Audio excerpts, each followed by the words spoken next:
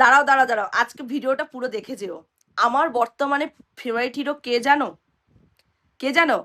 Hussain Mansuri sir, যাকে মন থেকে শ্রদ্ধা, ভালোবাসা, প্রণাম, যা যা শ্রদ্ধেয় জিনিস আছে সব দিতে চাই।